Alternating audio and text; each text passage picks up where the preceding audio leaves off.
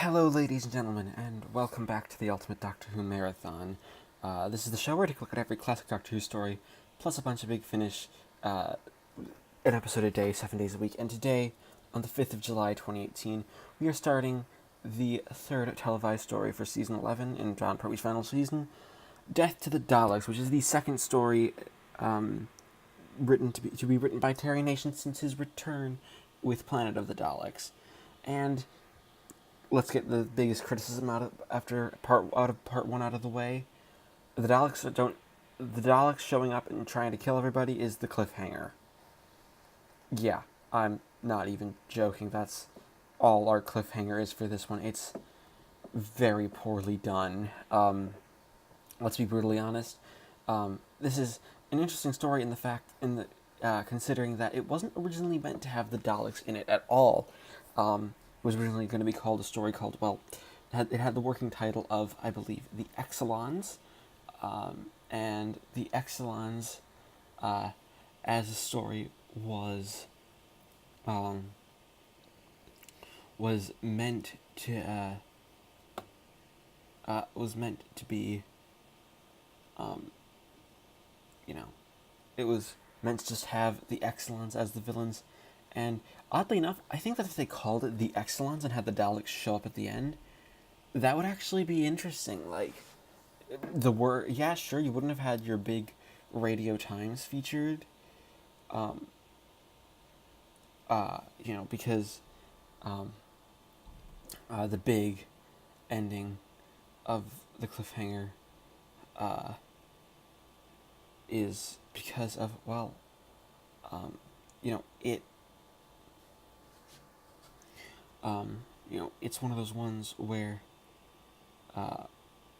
it's one of those stories where the Daleks aren't at the end, but calling it the Exxilons would have given us an itch to be like, oh, Daleks are into this. In this, it's not just death to the Daleks, because, with this, it assumes that this is going to be a quote-unquote final end, and apparently Terry Nation even didn't want to have the Daleks in this at all. It was just, Terrence Dix and Barry Letts actually deciding, no, you are going to be the ones who do this. You don't get a choice. Have fun with that. And I think that's interesting enough, even if it's kind of sad, because, let's be honest, it probably would have been better if the Daleks weren't at all in this. Like, they really don't do much. But other than that, the story, outside of the fact that you're waiting for the Daleks, there are some good points to the story. The opening scene, we pick up with the Doctor, like, in the TARDIS. We get some TARDIS scenes, which are really nice, because we haven't had TARDIS scenes since Planet of the Daleks. And the TARDIS set that they use is quite nice, and quite well built, and it's one that, it's one that the story, it really helps the story to be, with the fact that the TARDIS scenes are there, even if they really aren't, too big. So you have the TARDIS scenes, and you have a pretty interesting thing. You have the TARDIS sent essentially off course in this one. Like, it's very obvious that, hey, they're off course, and it as that so happens, you have what is really just the fact that it's as a story, it gives us that intrigue, like, what could have blown the TARDIS off course. We also have this snake thing. You also have the Doctor. Yeah, the power goes out, so it's like, we can't get out. Well, I have a crank, and this hand crank opens it up. Something that I think actually was initially used in a novelization somewhere. I don't know. I don't know if that is happened. But it's one of those things that it's interesting that they have that as the Doctor, say, like, hey, we've we've got the story going, even if even if everything really doesn't do too much. It's like, yeah, we've got an interesting enough story, though. It you also have quite a bit with the Doctor dealing with the people who are the people on Earth who are the people here who the people from Earth who they also lose their power when they get here. They are from the Marine Space Corps, which is interesting that the Doctor has to work with the military because he very much takes an anti-military stance in this story. He was hoping that it would be with a science corps and not a space corps. Something that I think the story does well with, even if it doesn't quite finish completely perfectly. I think it does a good job of getting everything, of having things, as a full introduction.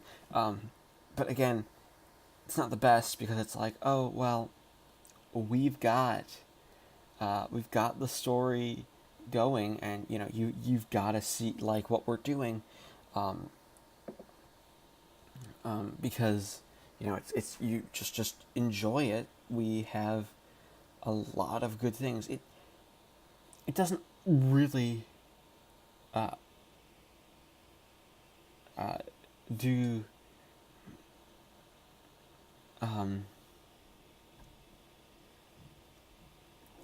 do much to be a total story. Like it gives us interesting, and we have this interesting idea of this city that Sarah Jane ends up wandering into that'll get her killed, and that sort of creates some suspense. But that being said, it's not very good. Like a lot of the episode is just faffing around. Like, yeah, we're doddering around. Enjoy us. Have some fun with this. When really, you should be just trying to work on building up the tension, and you should have the Daleks here already. Like, I guess the Primitives are interesting as they're sort of they're savages based off of, but at one point they had a better civilization, something that I think could have been explained better and could have been, better, more well done. But again, it's not well done. It's just like, yeah, we've got these savages. Sarah Jane gets to be fun. She gets to have some fun stuff where she's going around and like not only being attacked by the Daleks, but just by the Exxilons, but trying to investigate things and just sort of refusing to be the one who doesn't get caught by the Daleks. And you have some interesting characters, and the cliffhanger is good as the Daleks actually do what Daleks do best and immediately try to exterminate them, even if it's obvious that it doesn't work. What's also interesting is that this is also another mining thing, much like Colony in Space. This episode already has a lot of similarities with Colony in Space, and we're already through the first episode. So yeah, the episode doesn't work well. So I'm going to give Death to the Daleks Part 1 a 5 out of 10 because it's a very average episode. It drags. The direction is nice, and there's some really good stuff, but that cliffhanger just doesn't help matters at all. It is the 6th of July, 2018, and I just finished watching Part 2 of Death to the Daleks, and if Part 1 aped quite a bit from Colony in Space, Part 2 aped quite a bit from The Curse of Peladon, mainly because this is an episode where you have the Doctor and company, of course, because it's always Sarah Jane, because it's always a companion, and this time of course, being Sarah Jane, being forced to fight to the death in a death arena, simply for the matter of, he's on the planet, and honestly, that is the weakest point of this story, of this episode. It doesn't go anywhere. It's just there because, hey, random death games are fun, so let's do a random-ass death game, and to pad out the runtime. Quite a bit of this story is also dedicated to the Doctor exploring the caves, again showing that this really wasn't meant to be a Dalek story. So much so that Daleks actually start blowing up in this episode in what are some really decently done shots. Like this story was directed by Michael E. Bryan. He does an excellent job at directing. It's just a matter that the story itself isn't very good. Sarah Jane gets to explore some. She gets frightened back into the TARDIS for a bit by an Exxilon who's eventually called Bilal, who is a friendly Exxilon because he's the random and friendly native who wants to help our heroes for whatever real reason. There's never one quite given, but why not? Because it's a friendly character, so let's be happy for that, I guess. Again, not a lot of this story makes sense. With the Daleks added. But one of the big highlights is the Daleks, actually. They do kind of make this episode quite interesting because, well, they have to work around the fact that they're urged to kill, but they can't actually kill because, well, the power drain has affected them too. So they, of course, start to connive and manipulate a la Power of the Daleks and be like, well, our parties could just join forces because, well, you have no power, we have no power, just have a truce. Of course, that means they start testing weapons that basically are like little bullets, which aren't as effective, but they'll do the job. Also, they're testing them on a random model of the TARDIS. Again, something that just, where did they get that? Like, I'm not the one with questions. Like, where would they get that? It doesn't make much sense. But other than that, the only other bit of plot in this episode is the Doctor explores the caves and is attacked by a monster snake thing. Mechanical snake, which again sort of supports the theory that the Exxilons are intelligent themselves, more intelligent at least than the story gives them credit for, than the Earth people give them credit for. You have a lot of interesting ideas where it's the space seems to be ravaged by a plague, but other than that, I'm sorry, Death to Daleks Episode 2 doesn't do too much, so I'm going to give Death to Daleks Part 2 a 7 out of 10, because it's a good episode. The Daleks pretty much save it, and so does John Pertwee and Sarah Jane. Really, Terry Nation really knows how to write for the third Doctor. He was the highlight of Planet of the Daleks when he got to be on screen, and now he's the highlight of Death to the Daleks when he got to be on screen, even if the rest isn't quite as good. But yeah, 7 out of 10.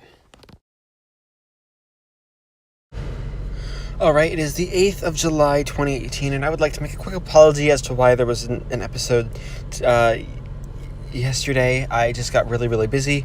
Hopefully I won't be able to do it today, but I'll get 2 episodes out tomorrow so we can at least catch up, and then from that we should be back on schedule. But Death to the Daleks Part 3. I know this story has its fans. I know Nicholas Briggs loves this story, and he tries to put in a reference to it in every podcast.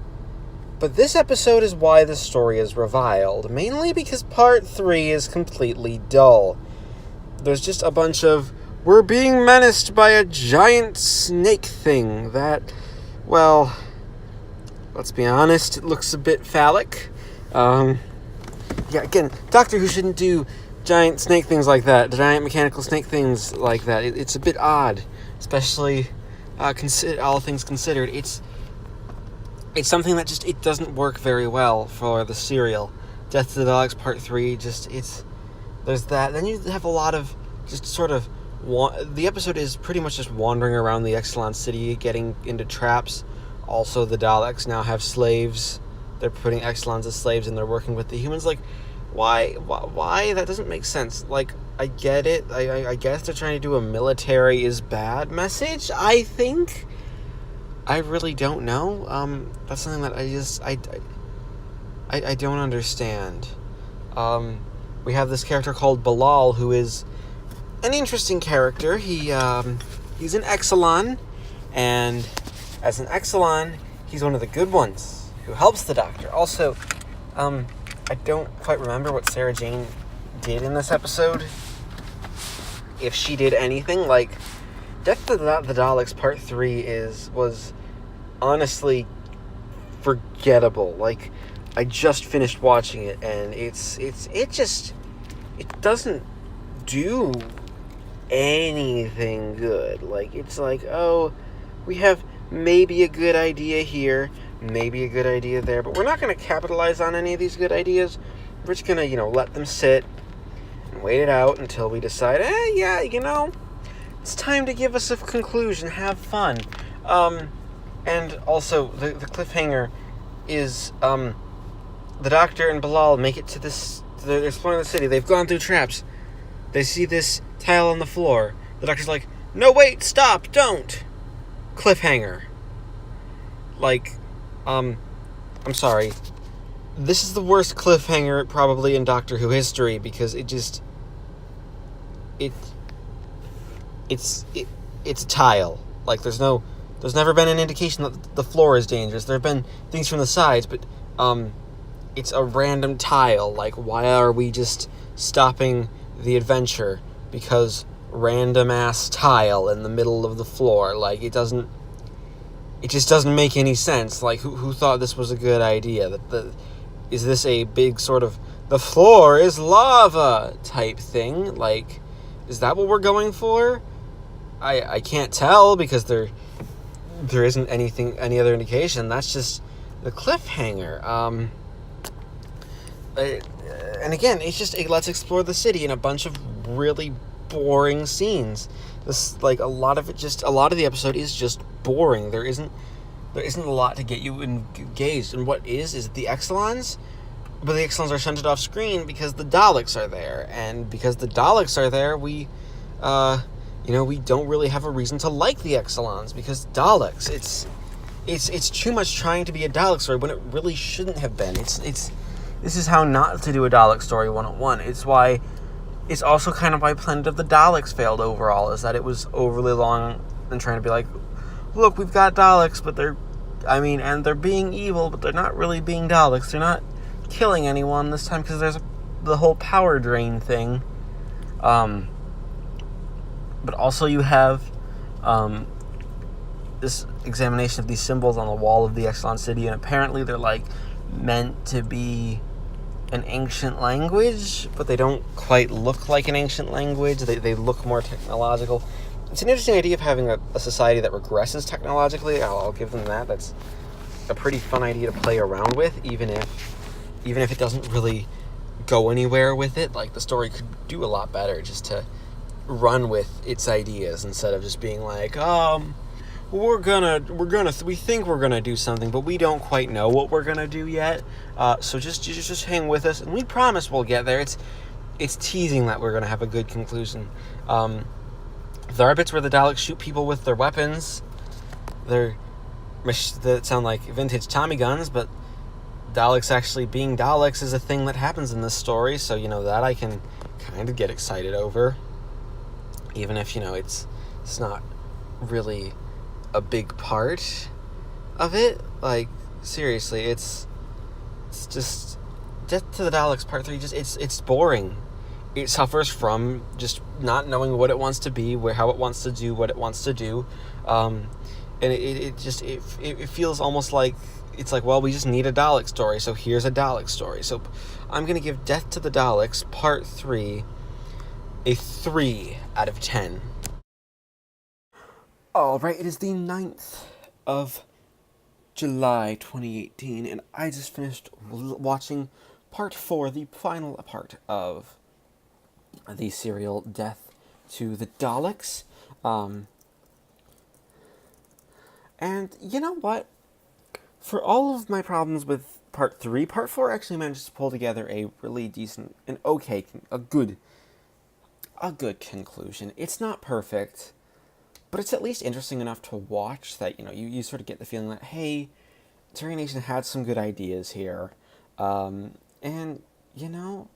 it's not wrong. Nation did have some decent plot lines to go with, even if they didn't quite do a full amount of, they didn't quite keep themselves, they didn't quite keep themselves perfectly together, but it at least did enough to um, at least did enough to have a story where, hey, we had a complete episode where the story completed itself as as an idea. It kept itself going, and it gave us something interesting to look forward to. It wasn't perfect. It wasn't great by any means, but it was good. It was a good, solid conclusion. I do have to say that I think that the best part about this story is, well, is actually that the fact that, hey, outside of having, outside of just being a story, um, you know, it does a good job. It's very much one that writes itself, keeps itself going as, as a story should, and it keeps itself, it allows itself to have some interesting moments. You have,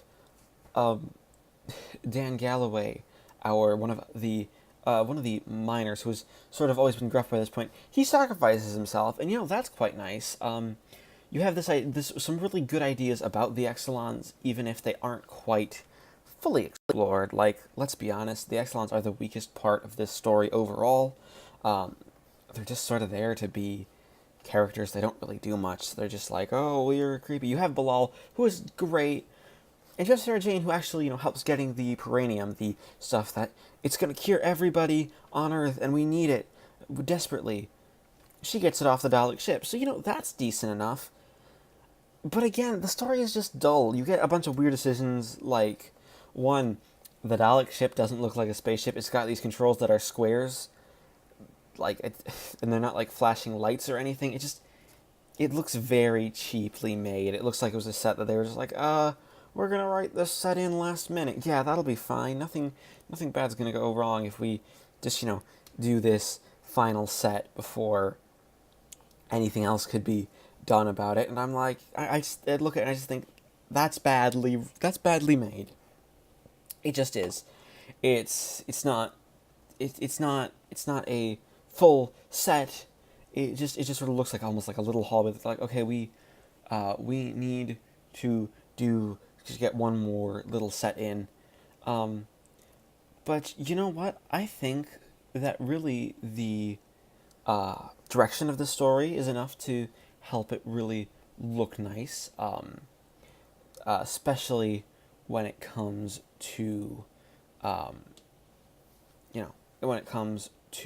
just everything finishing. It looks decent. It gives an interesting look, at the characters, and it's a solid story. It's solid enough that you're like, yes, I can see where this story was going for. It's not perfect, by any stretch of the imagination, but it's a nice ending. So I'm going to give Death to the Daleks, Part 4, a 6 out of 10. And we add up the scores of the 4 episodes to give Death to the Daleks a final score of 5.25 out of 10. Thank you everybody for watching this slightly late again episode of the Ultimate Doctor Who Marathon. Please leave a like, comment, and subscribe, or if you haven't already, even if my opinions may seem controversial on this one.